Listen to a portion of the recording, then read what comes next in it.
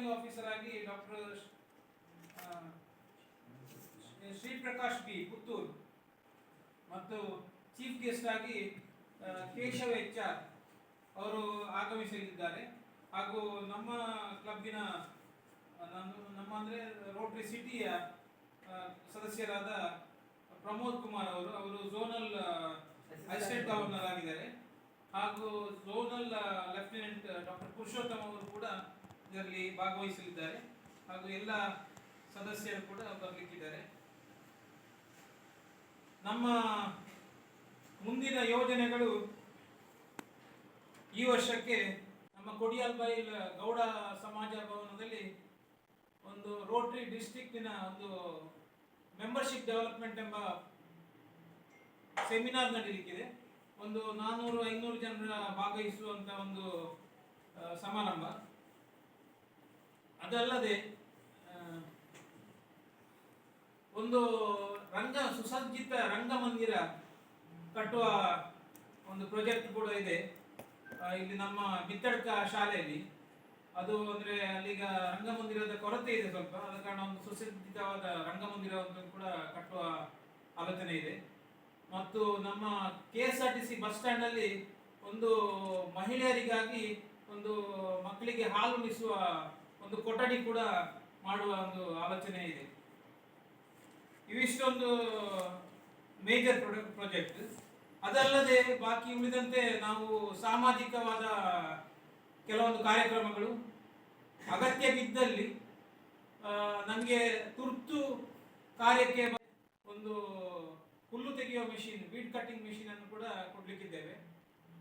ಅದಲ್ಲದೆ ಕೆಲವು ಅಂಗನವಾಡಿಗಳು ಒಂದು ಮೆಡಿಕಲ್ ಏಡ್ ಕೂಡ ಕೊಡುವ ಕೆಲವು ಕಾರ್ಯಕ್ರಮಗಳಿವೆ. ಮತ್ತೆ ಶುದ್ಧ ಕುಡಿಯುವ ನೀರಿನ ಯೋಜನೆಗಳು ಮತ್ತು ಸ್ವಚ್ಛತಾ ಅಭಿಯಾನ. ಮತ್ತೆ ಪ್ರಮುಖವಾಗಿ ಈಗ ನಮಗೆಲ್ಲ ತಿಳಿದಂತೆ ರಸ್ತೆ ಅಪಘಾತಗಳು ತುಂಬಾ ಹೆಚ್ಚುತ್ತಾ ಇದೆ.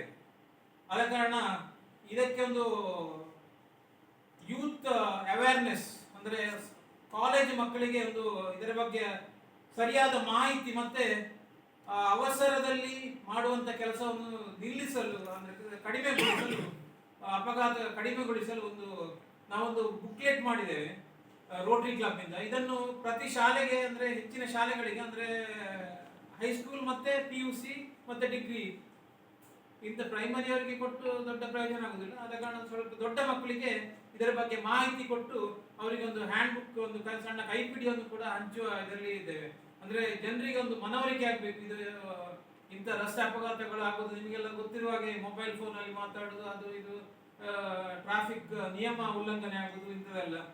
ಸೊ ಇದರ ಬಗ್ಗೆ ಕೂಡ ಒಂದು ಅಭಿಯಾನವನ್ನು ಮಾಡಬೇಕು ಅಂತ ನಾವೊಂದು ಯೋಚನೆ ಮಾಡಿದ್ದೇವೆ.